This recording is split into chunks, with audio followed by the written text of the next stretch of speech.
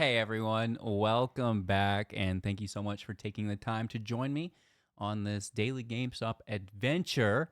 Taking a look at the technical analysis. What do the indicators say? Where are we going from here? Also, keeping an eye on any news and current events. Right, discussing all of that. We've got our tinfoil out today, and generally taking a look at the options chain. Not as important right now as we're in that period of retracement and consolidation. It's something I like to look at a little bit more when we're on a bit of a run. So getting more into that probably in a future date. Of course, going further into options in some future videos as we might have some time. Recommending you read chapter 25 of options as a strategic investment. It's on leaps. It'll take you 10 minutes of your day. We have the PDF if you're interested in that. And with that being said, IV is so low, 0 percentile, 42.3%. And I've actually never seen GameStop's IV be this low post squeeze. So that is crazy. And we have roughly 51 days until earnings. Of course, that is estimated and subject to change. The IV typically stays suppressed until GameStop makes the earnings announcement. We're like, hey, we're doing it on, January 3rd or whatever it happens to be. And then, the market reacts to that and IV gets priced up and we can do a little bit of an earnings run. Getting in ahead of that, I don't think I would be game for that, specifically as we've seen, how subdued the IV has been, absolutely suppressed there. So, first things first, I guess, we had a bunch of old articles being updated and edited. My first thought is someone in hot water, hashtag Andrew nothing left. And then, kind of looking at it, it being removed from Reddit is, consequential, inconsequential. It was just because there's personal information. So that's been fixed here and then it's good to go, right? That's why it's not removed again. But if you look what they changed, I think, that's the smoking gun. And, this sentence was deleted. They employed advanced technology to investigate suspicious trading activity. Is that not the audit trail? Is that not the cat? Right? I kind of feel like it would be. And then, you know, why would they remove it? Because it meant something, because it was responsible for, them getting their foot caught in the trap, proverbially speaking. So, I mean, make of it what you will. Um, that they're monitoring, market volatility. This gets deleted as well, and then they say they don't have a comment. So, uh, I don't think that they're protecting themselves in the future from any legalities. A lot of people are kind of saying that. I think literally they just don't want you to be aware of the specific utility that was used. And, we've seen them trying to reverse and get rid of the cat. So, that's just where my mind goes to. I don't know if it's worth spending too much time on. And then we had some bankruptcies coming out, First Brands filing, and then, Jeffries at large. And then it's, not just limited to them, but we also see, a whole list of them here. So UBS is in there. And then we also go to silver. The commodities are all-time highs, right? Gold is up there. Silver's way up there. And I don't know if you were around for like after the first squeeze. It was in 2022, early in the year though, I think, still in the springtime, where, the next big short squeeze is silver. They pushed this narrative everywhere. And by that, I mean mainstream media, right? I don't like to listen to mainstream media. I feel like it's a constant draw on your liquidity. Every buyer needs a seller and vice versa. And, when they're selling, they need you to buy. And when they're buying, they need you to sell, right? So this doesn't work out if you're on the other end of that. If you're, positioning yourself with, it would be against the media, then you can maybe benefit from this or just, use it as your own indicator. But to go off what they say as fact is going to, more times than not, I think, find you in hot water. So we had the massive silver narrative, right? And, they weren't telling you to buy silver because they wanted it to short squeeze. They were just going to sell you silver and drive down the price, as they do with all things, right? That's the name of the game. But now that it's turned against them years later, this is theorized to, put some pressure on, the short ETF baskets that are using these swaps, again, theoretically for GameStop. The collateral short position they had has now blown up, right? So that would make their other positions, a little bit distasteful as well. So they could potentially, again, in theory, unwind some of that, to cover, or, just as they blow up and are liquidated. If they get called, they either post more collateral, or start to unwind, right? And then, this has been prolonged, right? So it's obviously happening. And then it coincides, I guess, with some bankruptcies, which is happening. So it's interesting, right? I don't like to get too into it. We had UBS blow up years ago, and that was supposed to be the whole thing. And, we're still here, right? The bags get passed. And is it interesting? Sure. Is the timing of it suspect? Absolutely. But is it, going to change things?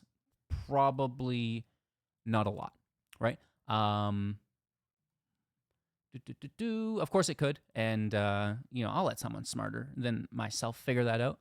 To know the ins and outs of these specifics is a little aggressive, right? And that's one of the benefits of having the community at large is, there's a lot of brain power on all of this, which is pretty cool. So the old articles, IV is low, read chapter 25.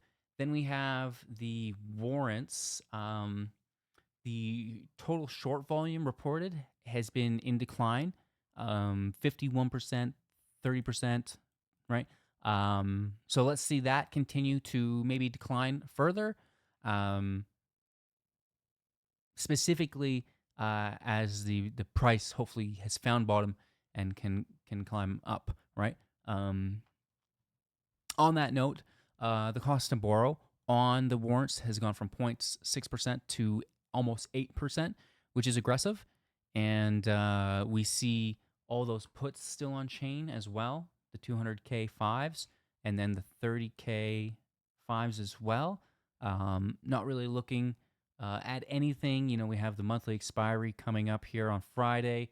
Once they clear this, I think, that's where GameStop kind of does find a good trend again, something that we theorized over a month ago now, right?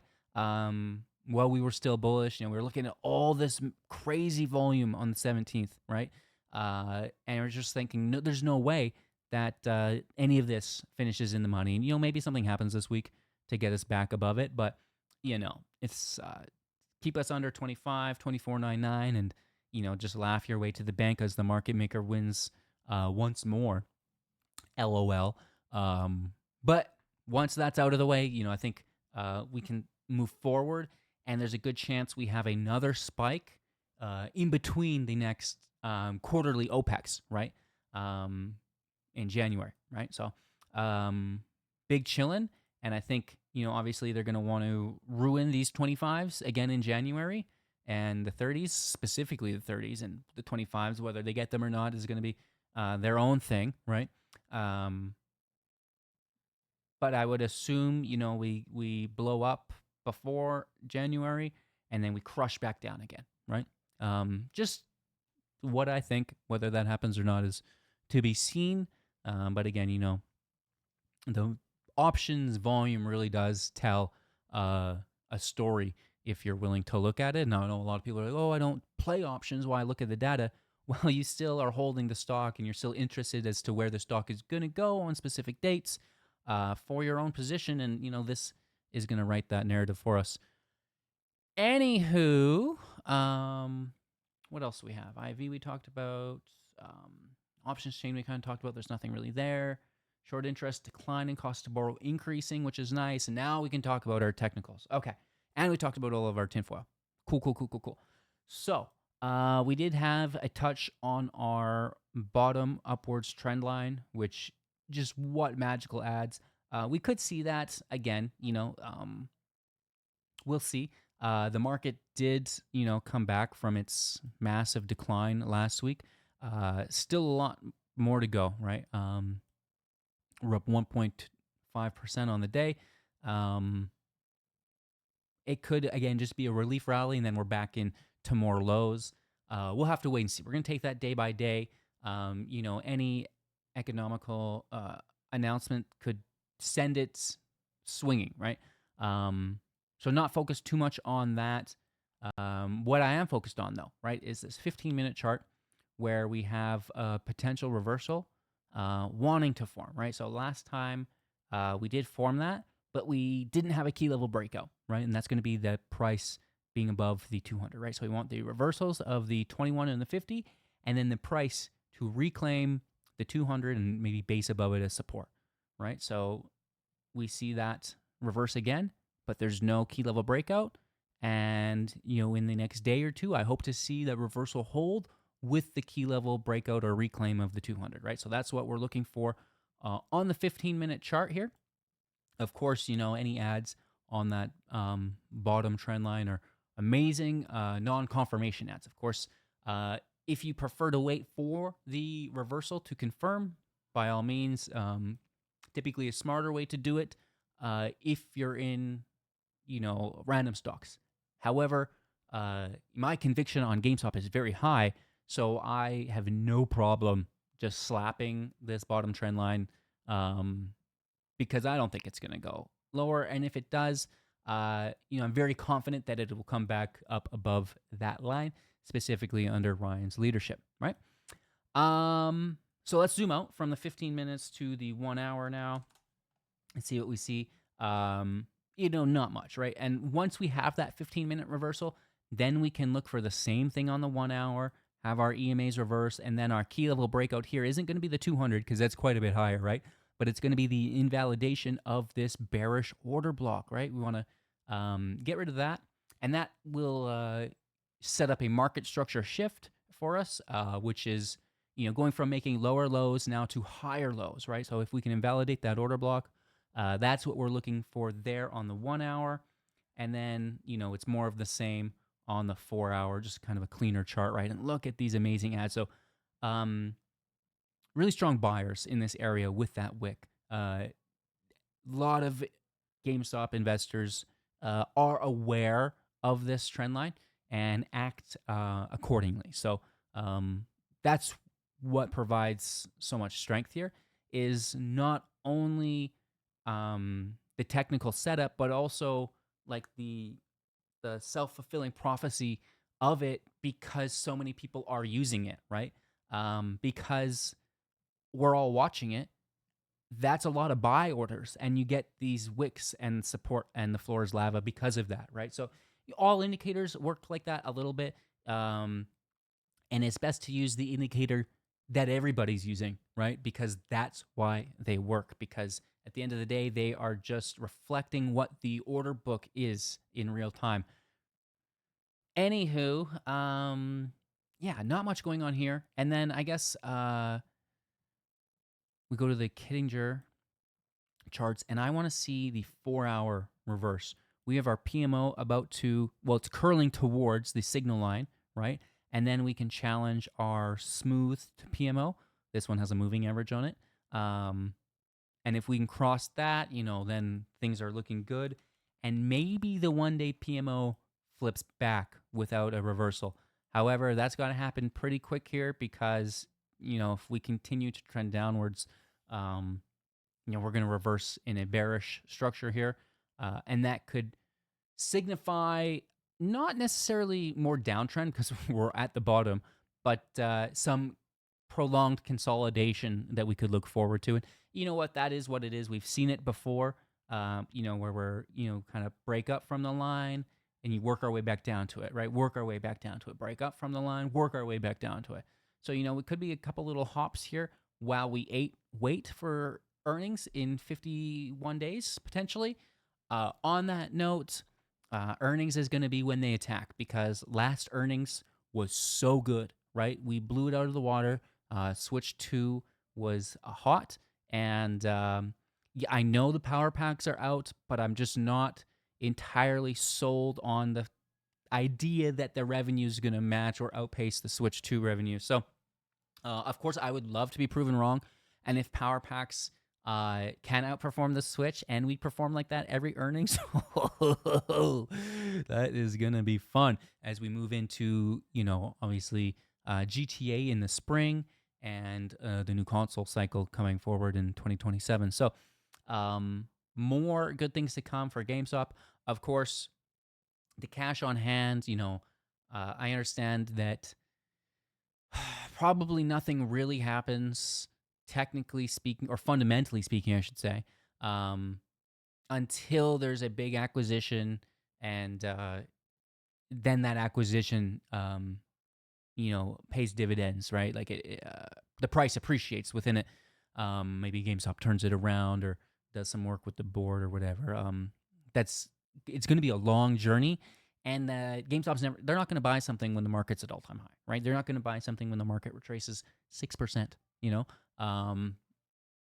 That's they're in it for the long game, and it could be years of just holding out, playing the long con, right? And first step is to survive the crash that can happen whenever. I don't like to fetishize it. I know a lot of people, crash here, crash there. We've heard this for the last 10 years. Like, they've not stopped, and they won't. It is what it is. And eventually it will come, right? And they'll all say, I was right. And I get it. Sure. That's fine. But timing is a lot to do with this, right? As I'm sure you know. And so first, GameStop's put themselves in a position to survive that crash, right? Now we need to wait for the crash, which could be years, honestly. Could be tomorrow, could be 10 years. We've got the runway to survive that long, though, right? 2 decades of runway, and I'm sure we can extend that further as we go, right? As we've seen now with the warrants, and that's what happens. And so then everything tumbles, and GameStop can buy it up on the cheap, right? They're not going to do so before then, in my opinion, of course. So the runway is very, very long for GameStop, and I think it would be beneficial, again, for people to learn the technicals, to learn how to trade, the entry models, the risk management, so you can grow your position throughout the next potential decade. Now, I don't want to be, it's going to take a decade. I hope it does take a decade, and it's going to give me the opportunity to do this more. Every day that GameStop doesn't go into its infinity squeeze, I am grateful, as I'm able to increase my holdings, which is fantastic, right? Because, imagine if this did go and they didn't shut off the buy button in 2021, right? How many people wouldn't have been able to onboard, right? And then all of the delay since, everyone dollar cost averaging, right? Their position size has increased, dramatically. I know mine has. And all for the better, right? Ryan's still cooking, and GameStop's still trending, which is really nice. And I don't think things are going to change. I think it's just going to be more of that, and it's going to get better. Of course, with the earnings potentially not being as good as last, because the Switch, of course, might be wrong, it would be a good time for them to attack us. So the next little bit might be pretty boring, right? And that's a good time to brush up on our skill set, right? Those entry models, the technical side of things, right? We can also, dive more into the fundamentals of GameStop. So yeah, nothing but good things. So even though GameStop's pretty boring, amazing opportunity is presented to us here, and it's going to be presented, I believe, again and again. Of course, when it happens, I'll be grateful for that as well. But in the meantime, just looking to make the most out of it. Of course, if you're looking to learn more about, technical entry models and risk management, we've got the other videos where I do my day trading review, and we'd love to have you. Of course, if you're just interested in GameStop, that's okay. And if you like Magic the Gathering, I also have another channel, Hello Good Game, where we're playing Magic the Gathering Arena. every single day for like probably the last 6 years now. I must have 5,000 videos uploaded, which is a lot. And I'm looking forward to growing this channel to that as well. I think 50,000 subscribers over there. Just hit like 420.